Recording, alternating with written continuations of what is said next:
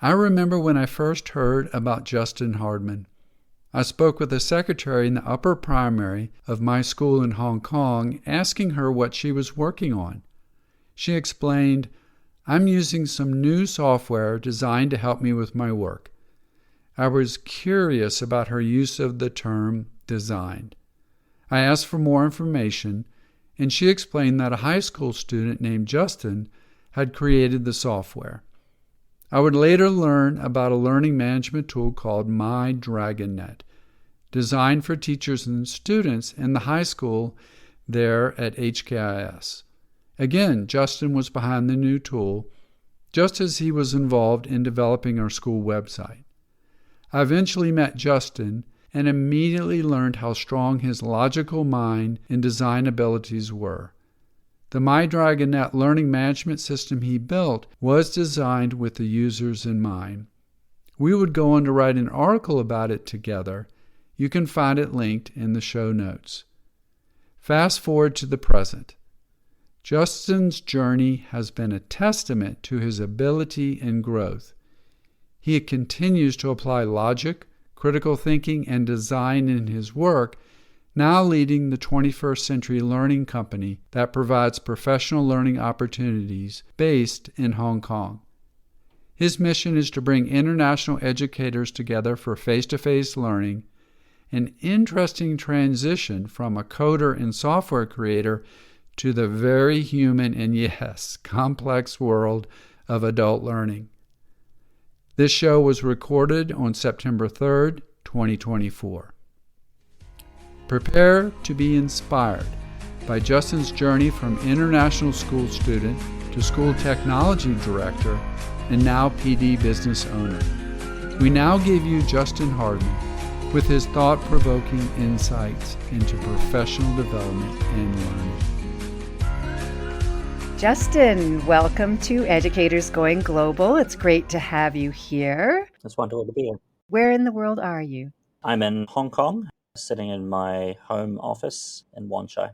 So we typically start off asking our guests to tell a going global story from one of their experiences living overseas. Have you got a going global story to share with us?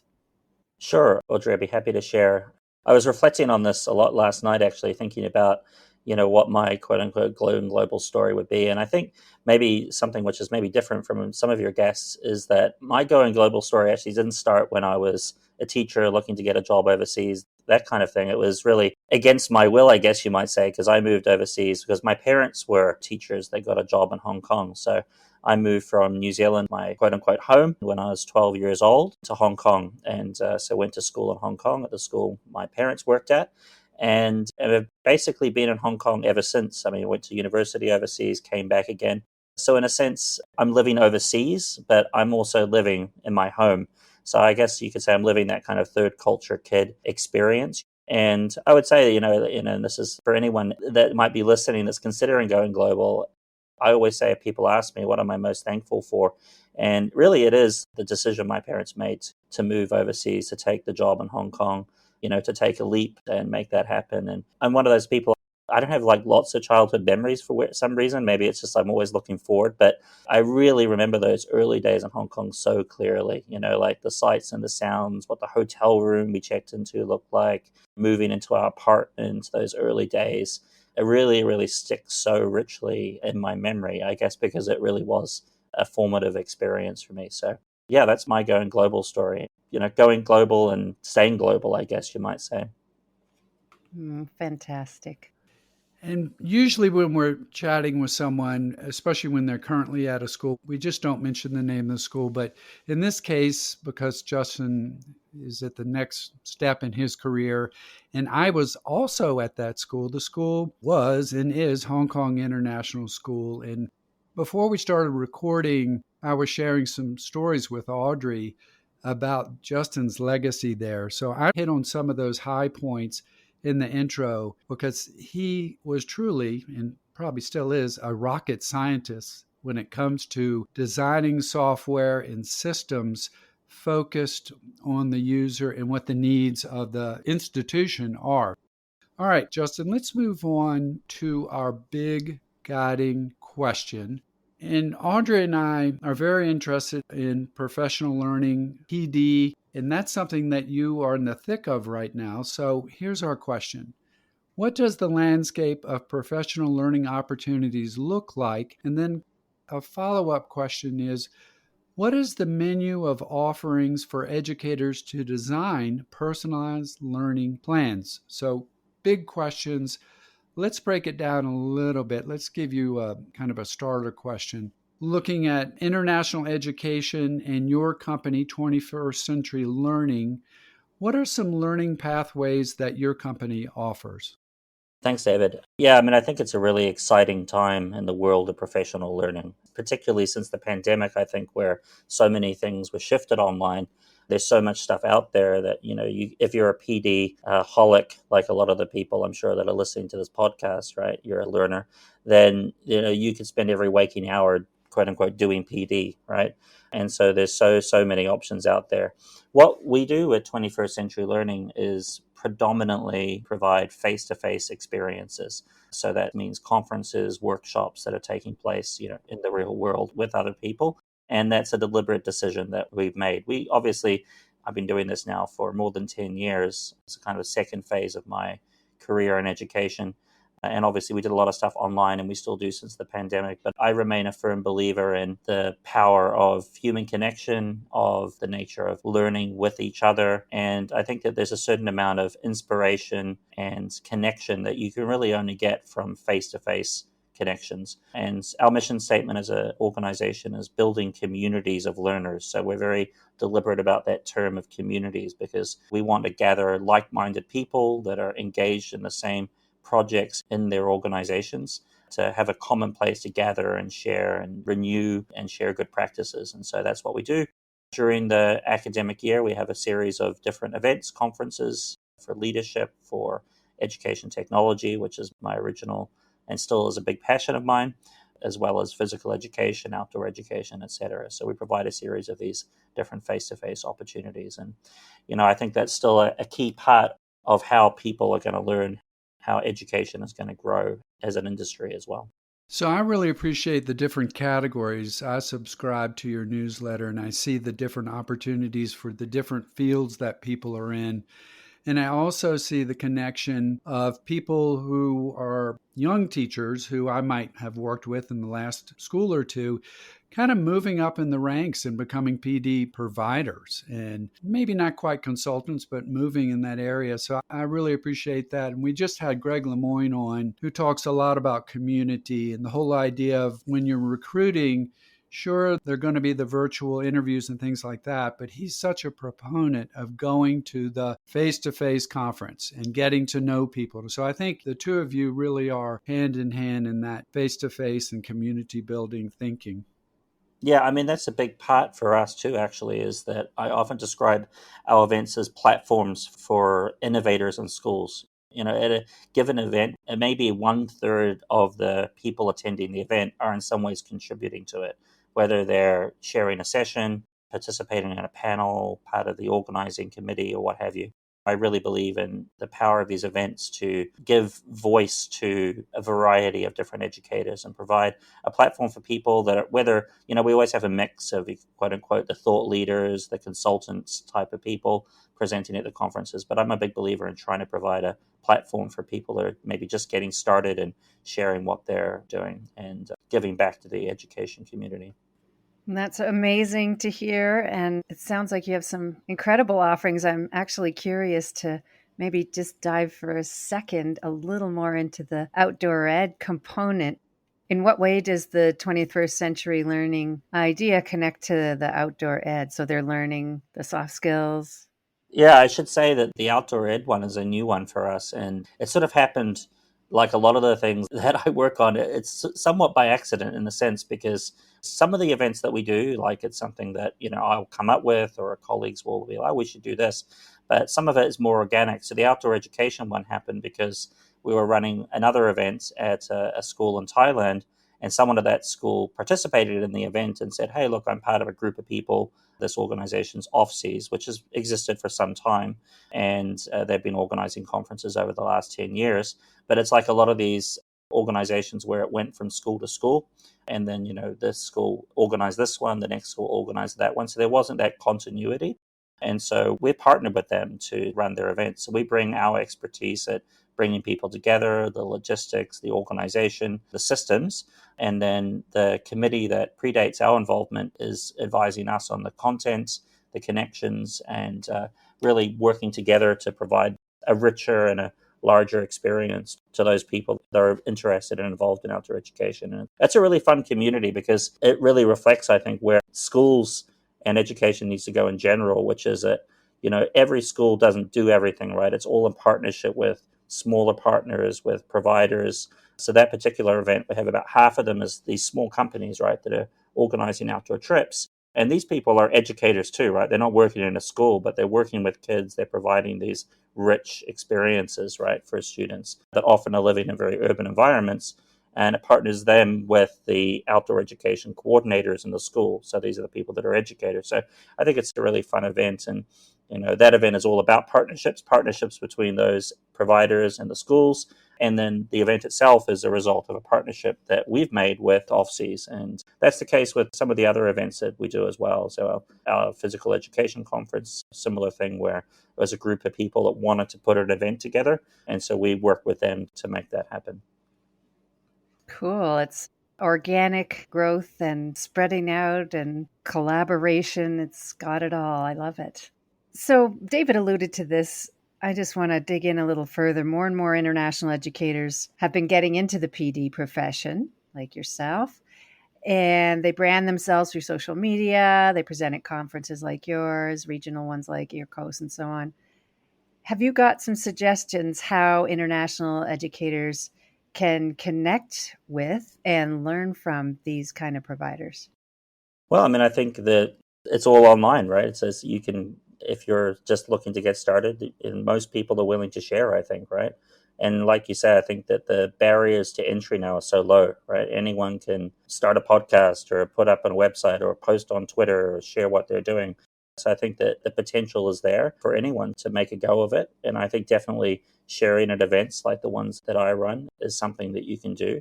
I think that in some ways, the people going from sharing and being in a school to being full-time consultant, if that's what you want to do, that's a big journey for sure. And there's obviously people you can talk to about that if that's what you want to do.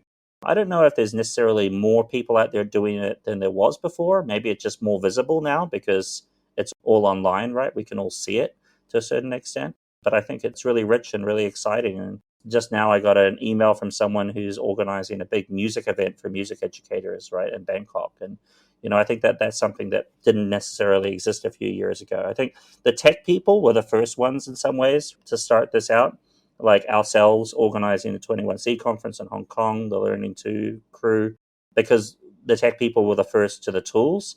And I think maybe with the pandemic, that's accelerated. And I think now there's a lot more platforms either for individuals or where I find it more exciting actually is when groups of people get together and put something together, because then I think that that is potentially more sustainable than an individual person doing it. But you need all types of people to collaborate and work together and to lift up everybody, right? To lift up the whole international education ecosystem.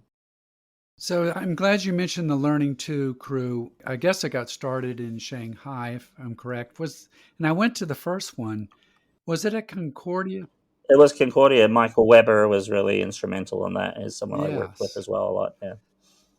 And to me, it was like the all-stars of EdTech. So many of the big names, mostly men, were there. But what got going, and you're alluding to it, is the whole idea that regular tech people, instructional technologists, were coming in and sharing what they were doing, often to take the big ideas from these gurus and bring it into the classroom. And now it just seems like more than ever, there are lots of people out there. It used to be Kim Cafino, Jeff Udick. There were a handful of kind of people moving up from the classrooms. But now, like when I look at your all-star list for the wellness event that you've got going, they're practitioners. They're regular people in schools. They're making the jump.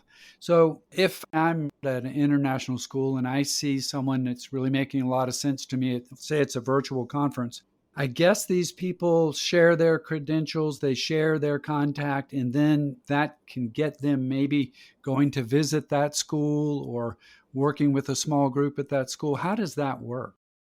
In terms of like someone going from sharing and something to actually doing consulting work, you mean? Yeah, going to schools. How did they make that jump? But they're still employed, they're still working at their school. Any idea on how that works?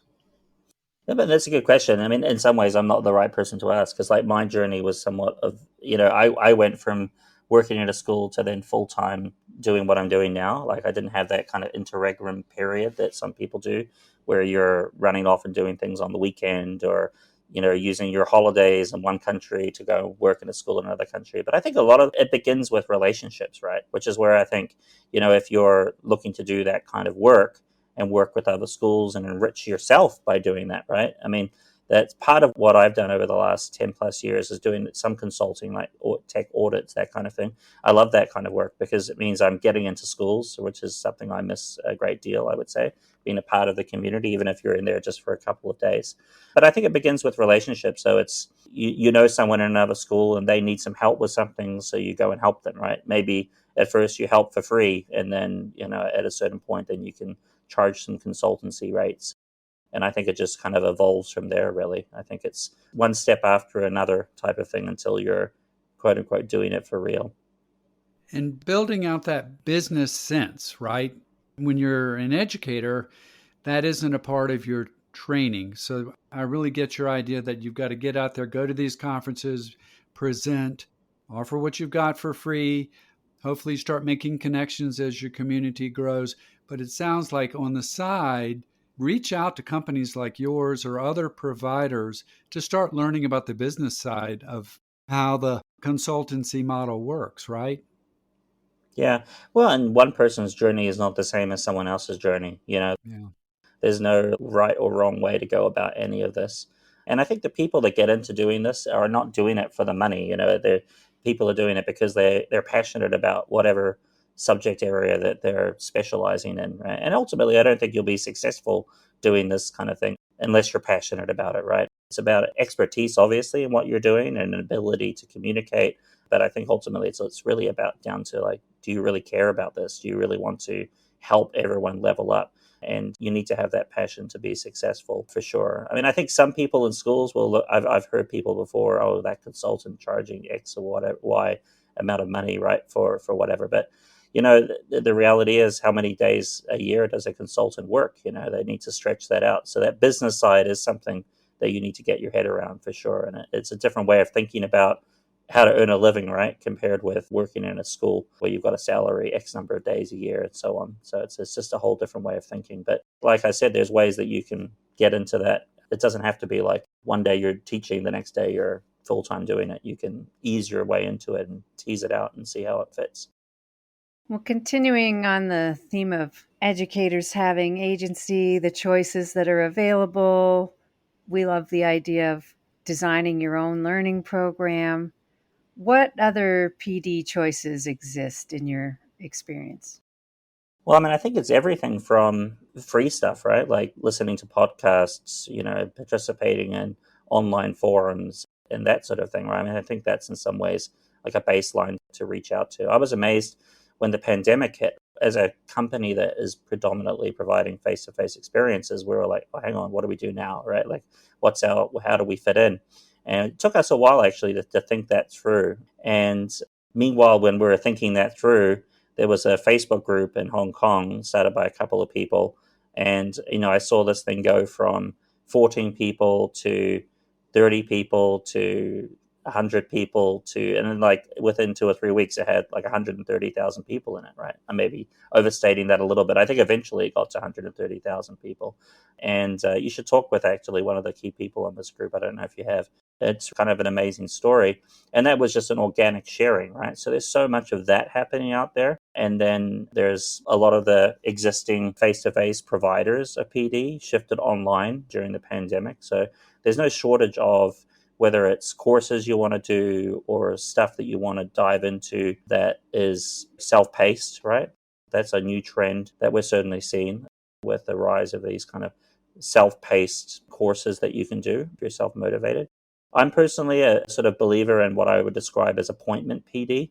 I think most people need accountability, meaning showing up to a place, whether it's online or face to face, in order to ensure that it gets done. So I think that there's a lot of options out there for people. It's an exciting time, as I was saying earlier, in terms of what's available. So we had Jeff Udick on the podcast, and he and I used to do a podcast as well. And we started calling it personalized learning, I guess back in 2009, 2010. The idea of being you're the designer, you put together your learning program. And when he came on, he said, and it's something we talked about as well, that schools give you the time to take that online course or be a part of that community and make it a part of normal PD time. But you just hit on the key part of it, though. How can you build in accountability? To say, there's David Carpenter, he's going to read an ebook, he's going to take an online class from Jeff Udick, and he's also going to go to Hong Kong to do a seminar or something with you. How do you build in a structure that builds in accountability? And then we're going to get to this in just a minute. How do you see that follow through to the teacher's craft?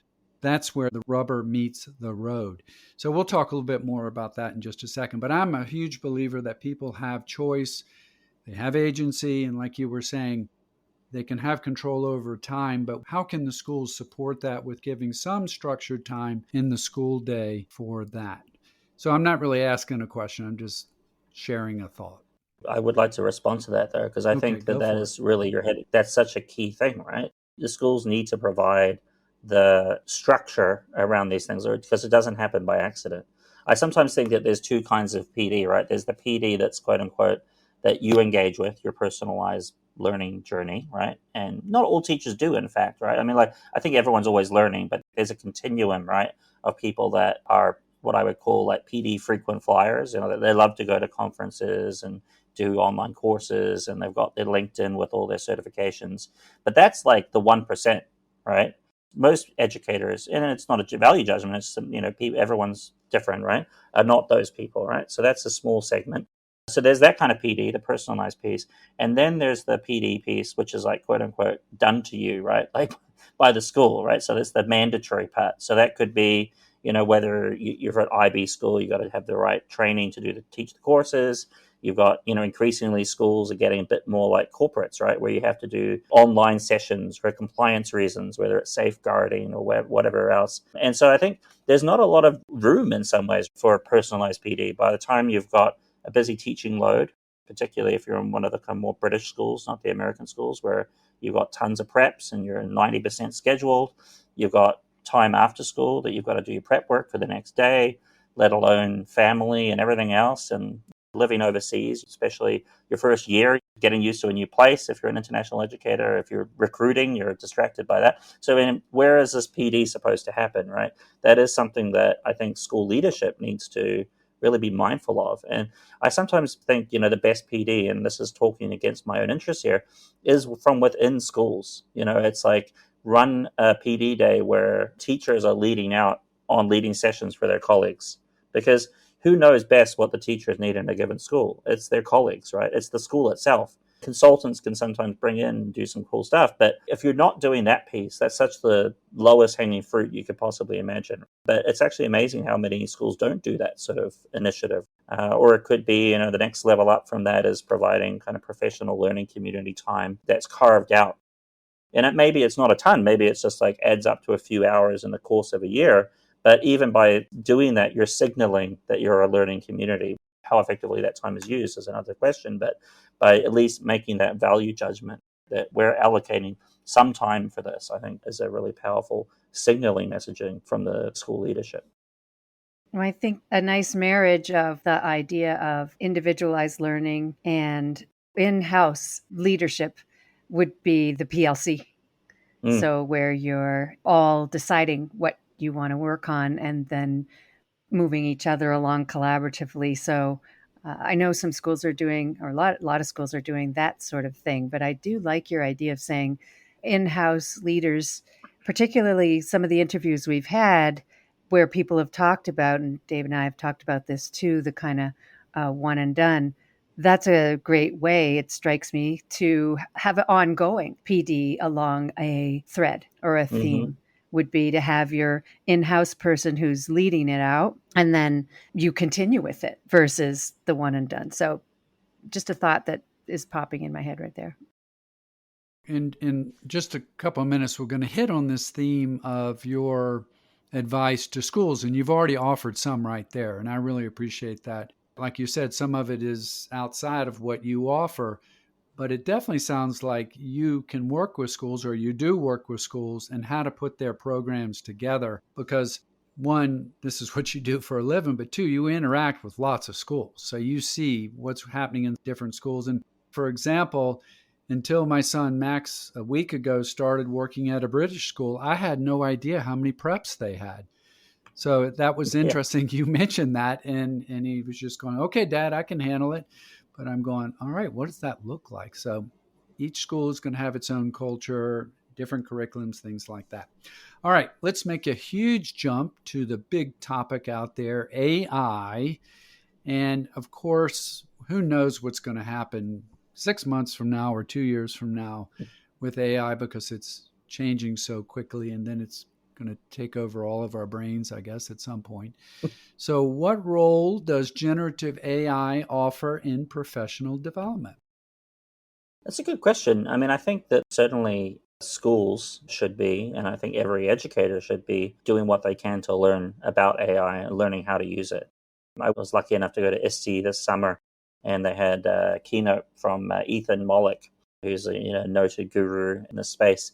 And I thought his keynote was really powerful, not because of what he said, although he said some good stuff, but how he did it, right? He did a live demo. He literally, and this is like, can you imagine in front of, I don't know how many people in the audience, thousands of people in the audience, and usually the advice I would give to anyone doing keynote is like, minimize the number of things that can go wrong, right? Definitely don't like alt tab from your presentation into a browser window. But yeah, he did the whole thing like that, showing people, right? And I think that's again sent a powerful message that, and he said this obviously as well in words, that we should be trying this. We need to be learning with it, because it's not like there is, I mean, there's people out there that are trying to sell online courses on PD prompting guides and so on, which is great, good for you. But the reality is, it is, as you say, David, changing very constantly. So I think everyone in school should be trying to figure out how this works in their practice. And I think one of the exciting things about the AI space actually is that some of the people leading out on it aren't the tech people, right? It's people who wouldn't have been described as being EdTech gurus previously, but they're finding ways to use it within their practice, whether that's an English teacher or a math teacher or a school leader or what have you. So I think, yeah, definitely schools. We're doing a conference in Bangkok, if I can just promote my own thing here for a second, around AI, called AI and the Future of Education. And that's all about bringing tech people, leaders, and schools to come together and figure out not what are the top tools we should be using right now. Obviously, that's a conversation that we need to be having, but what are the policies that we need to develop? How do we become learning organizations so that we can bring these tools in responsible ways and in ways that are efficacious for teaching and learning? So I think, in terms of like, what does it mean for PD? I'm not sure, but it definitely means that it needs to be part of what we're thinking about when we think about PD and how we effectively deploy it in our organizations. Well, that sounds exciting. I love the idea of just looking at the broader picture and thinking about how it all fits in. I think, I mean, with the AI, I mean, I spend a lot of time thinking about this, talking about it with people, and sometimes I think we can get inside our own bubble and think this is what's happening right now. But actually, I think if you look at most schools, most teachers never even touched ChatGPT or any of the other tools, or if they've done so, it's been in a very kind of cursory way. So I think it's just, yeah, it's definitely something that we need to be focusing on. And maybe it's one of those occasions too where we need to be talking with the kids. That's something we often talk about in EdTech, right? Is like learn from what the students are doing. I remember very clearly, actually, David, you might, this wasn't such a big thing in the upper primary, learning about chat roulette. Remember when chat roulette came out? And we weren't having conversations with kids then. We wouldn't have even known this thing existed. And I think that may be the case with AI too, right? That the kids are out there, they have no compunctions about diving in and using it. Or maybe they do and they shouldn't be. We should be talking and engaging with the students in our schools a lot more. We do too much of talking about kids and not with kids, I think, sometimes in education. So this would be one example of an area where we definitely don't want to be doing that. Yeah, I think that whether the teachers are doing it or not, the kids 100% are. And I think it really behooves us to find out exactly what they think about it, how they're using it, how they think it could effectively be used, what some guidelines are that they could offer, and so on. So we've mostly been focused on individual educators and their learning journeys. Let's switch to more broad picture and look at schools and trends. Where do you see international school leaders going in the future as they design and implement professional learning opportunities for their communities? That's a good question. I think it really depends on school to school, and I think that, like I said before, there's just so many competing demands, right? From if you're running a particular curriculum, you've got to check all those boxes. I think school leadership is becoming more and more challenging in the international school space as we move from the model traditional way we used to think about international schools as these kind of like schools for expats to being something kind of different, right? And there's a whole lot of different sorts of schools out there now, and they're not all the same, and there's a lot of nuance to it. So I think leadership around PD, and that's something we're doing as well with our Lead to Succeed conference is a huge area. I think that we need to find a new way of bridging the gap between, I think, what we provide at our events, like conferences, where you've got a lot of inspiration, a lot of connection, but there's not a lot of follow through, right? Like what do people always say about conferences? That you go there, I feel great, and then I go back and nothing changes, right? And I mean, that is true. That is, I guess, quote unquote, a failure of conferences as a model.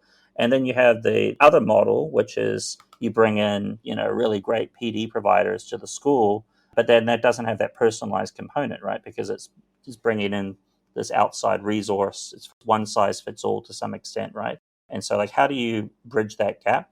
I think there's some people trying to do that now. I think it's something between, one thing we're going to try doing this year at our Lead to Succeed conference, our leadership conference, is a model where, in that event, we have deep dive workshops. They're 2 hours long, where people will be able to attend the workshop at the conference, build that community there, and then have an optional part that they can do within their school.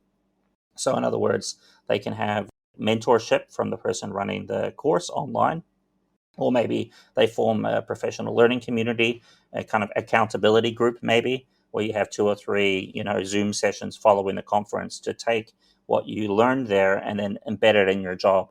So I think that kind of hybrid sort of approach, I think, is the future, where it's not necessarily one way or the other or some new magic program, but it's trying to bring together the magic of what you get when you're face to face with PD with the online. And I think it requires a whole bunch of different stuff because, one thing I really liked about the pandemic, and not many things to like about the pandemic, but one good thing about it was that it really centered this idea of PD equity. With face-to-face PD, even with a very well-resourced school, how many people can afford to engage in professional learning every year? It's a finite number. Whereas when you have online, really, it scales up a lot more, and more people can get involved should they want to. So I think we need to find a way that we can do what we know works well with face-to-face, but with also bringing in some of the online and the hybrid components, but bringing them together, I would say, as opposed to one or the other. I appreciate the scaffolding that you're offering there. And it makes me almost think that schools, let's say they've got 5 teachers coming to the Health and PE conference in Hong Kong, that part of the deal is that they get from you a way to set up that hybrid system. It's not just, in a sense, sharing with those 5 teachers when they're there, but that kind of packet of information, that structure in those systems, they're going to be waiting for them back in that school. And the leaders in each of the divisions know they need to follow through on that in setting those up. And then working with the teachers to say, okay, you were on the Zoom with your mentor last week. What were some of your takeaways? And how is this carrying over to your classroom, for example? Mm-hmm. I'm reminded when you were chatting there, HCAS was so ahead of its time. I'm sure it still is. But back in the early 2000s, Bruce Kelsch, our principal, They brought in a reading specialist for the whole year, if I remember correctly. And she would go and work in other schools too. So I think that was sharing some of the expenses, but she was in our school a lot.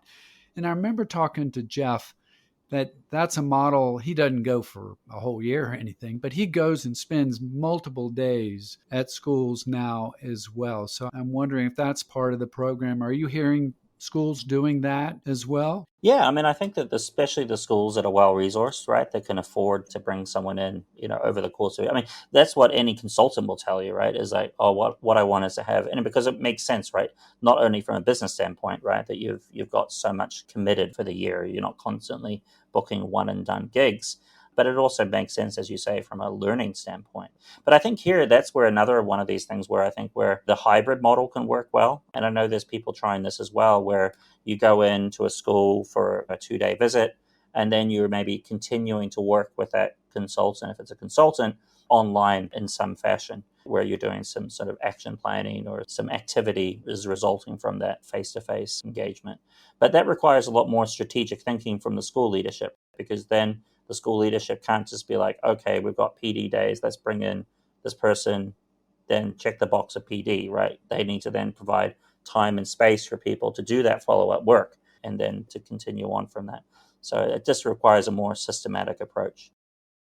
Leading into our next question, you just gave a lot of great information. So the one thing at the very end I want to ask you about, though, is I'm wondering what's some advice for schools that they've set up personalized learning for individual teachers. They've set up a community of learners. They do all sorts of PD.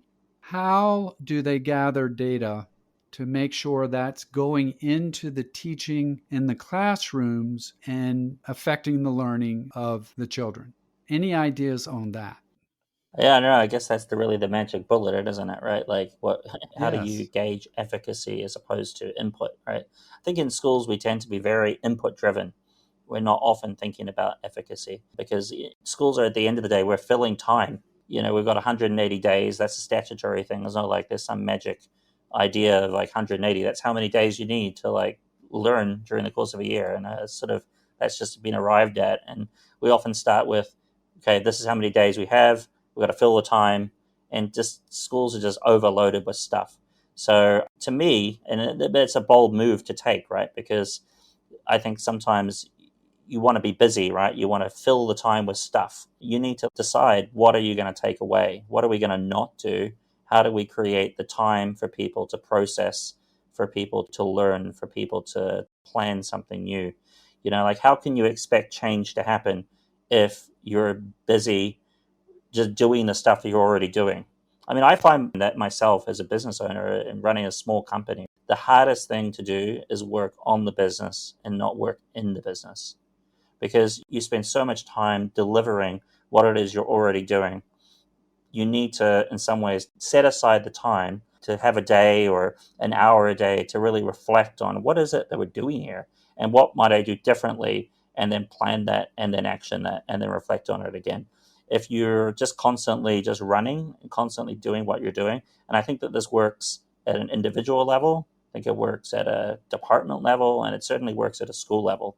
You need to be intentional about making change happen. And maybe I'm just talking to myself here a little bit because I'm feeling that at the moment, right? We've got an ambitious like slate of events this year, and you can spend all of your time, and this is the nature of education, I think, right? Is that there's never enough time to do all the things that you want to do. You could spend 4 hours every night working on the worksheet for the next day or doing whatever it is that you're doing. It's never done.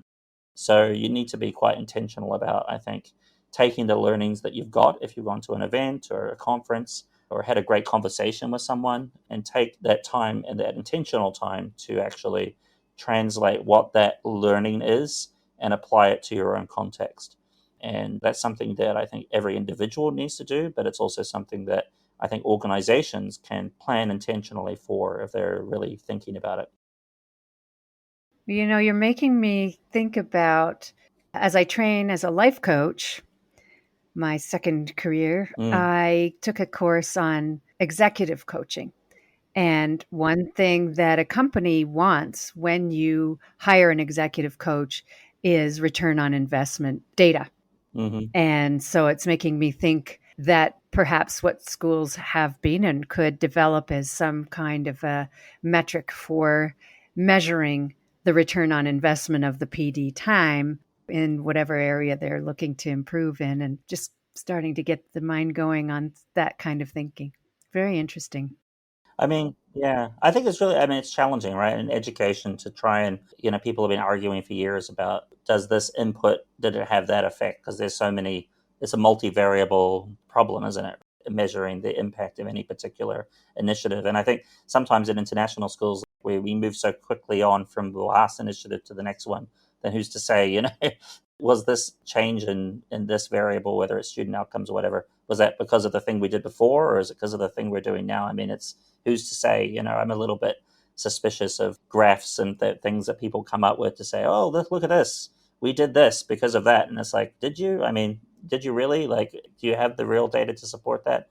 So I think that to me, if you're going to measure, maybe just talking off the top of my head, the measure the impact of, say, professional learning would be, at a very base level, just to simply ask the teachers to reflect on what impact it had on them, through whether it's surveys or wellness surveys or check-ins, or building it into sort of the observation evaluation process for teachers. I'm sort of skeptical, to be honest, if you can measure the impact of professional learning on student outcomes. I think that's very challenging, to be honest, to draw a line between one particular initiative or program and learning outcomes. I mean, there's academics that are, spending their whole career trying to figure this out. I think it's challenging for any individual school. But I think for sure, if you're asking the question, then you're definitely going to be better about what you're doing because you're being more intentional. So just the very fact that you're even trying to do something is pushing you in the right direction, which I think is what you want to be doing. Yeah, it's all about the reflection, right? Where a lot of the learning takes place Hmm. during the reflection portion of things. So I think you're right. The whole being mindful of what you're doing, why you're doing it, and then debriefing and thinking about, like you said, interviewing the teachers, and then also perhaps attempting to measure. Yeah. I think this is an area too where maybe there is the potential for having some sort of technological aid in this, right? Like I've always dreamed of that there should be some sort of like platform where everyone's PD can be archived and stored and reflected upon, whether it's a platform to search for different offerings or just to list what you've done. I don't know, there's some people out there working at this at the moment. I think it would be great for teachers and leaders in schools as like a recruitment tool, or just a reflection tool, or for a school to be able to say, okay, what has everyone done? I mean, I'm always shocked by schools that are still doing like a Google form, right? Even just to submit PD requests, right? But like that's doing the request, right? Which obviously you need to do. You need to manage your budgets and everything. But like, is anybody actually looking at the overarching picture of what people have done over the course of a year or over the course of many years in their school? And I think the dirty little secret in a lot of schools is a lot of people don't do any PD. They can sort of hide. So I think this is where having a technology platform that can make things more transparent, can enable people to communicate what they've done and reflect on what they've done themselves, I think could be quite a powerful thing. And we're certainly not there yet, because if it were there, people would be using it, I think. But somebody at some point will build one. Well, Justin, I think you did, and we just didn't leverage it. The My DragonNet portal, it was a learning management system, but it was a whole lot more. And I know the portfolio section was for the students, but then I'm going to make a connection. My last year, they were talking about a software platform, we won't name it, that was going to be part of professional development in a sense, but more teacher appraisal. And a lot of it was self initiative of just putting up on this portal, in a sense, a portfolio, maybe not open to the public, but the things that you were doing, and hopefully it had structure to it and had these self reflection questions. That I wonder whatever happened to that software. Do you know what I'm talking about? Do you remember that? Yeah, well, I was involved in that. Yeah. And I I would bet you say that, were. yeah, I mean, it's probably long enough now that I can sort of speak to this a little bit. And I think a Yeah. mistake that we made with that actually is that we built that as a separate system. And then by doing that, it sort of created more work. One of the insights behind the My Dragonet system was that it was a tool that was because what initiated that project was that the school wanted a curriculum management tool, right? It was big into doing UBD and all of that, and needed a tool to put the unit plans. And what we had heard from other schools that were using other tools that were doing this, it was like, this is just a lot of work. Like, oh, we're going to set aside 2 hours to put our work in Atlas, and then the curriculum office will look at it. But it's just creating administrative load in a sense. So the insight was, well, why don't we make this part of what the teacher is using with the student? So put the unit plan up on the resources, and then the students have access to it right away. So you're embedding that curriculum piece into the teaching and learning piece. I mean, at the end of the day, if you could take responsibilities away from it, they have to go in the classroom and be with the kids, right? Like that's the part that's the non-negotiable. So if you can embed the other administrative, cognitive pieces of the teaching and learning process into that core piece, then I think that you've achieved something. And that's where probably that accountability HR kind of function should also be in there, right? Because at the end of the day, what is it that the teacher's doing? They're teaching kids, and the evidence of that is in the teaching and learning digital system, learning management system, or whatever you want to call it. And so connecting that portfolio piece for teachers into that would have been the logical thing to do. And I don't know if anyone's doing that now, but they should be, because that's the evidence of teacher efficacy. If it's going to live anywhere, it lives in what's happening in the classroom, but it should also be happening and living within the digital systems that the school uses also. It's a challenging thing to do. Schools are complex places, right? And tools are, to a certain extent, one size fits all. So it's a hard one. It's easy to say, oh, we should just have this magical thing, but it's quite another to actually build it and make it efficacious. Yeah, well, if it were easy, everybody'd be doing it, wouldn't they? So, Exactly, yeah.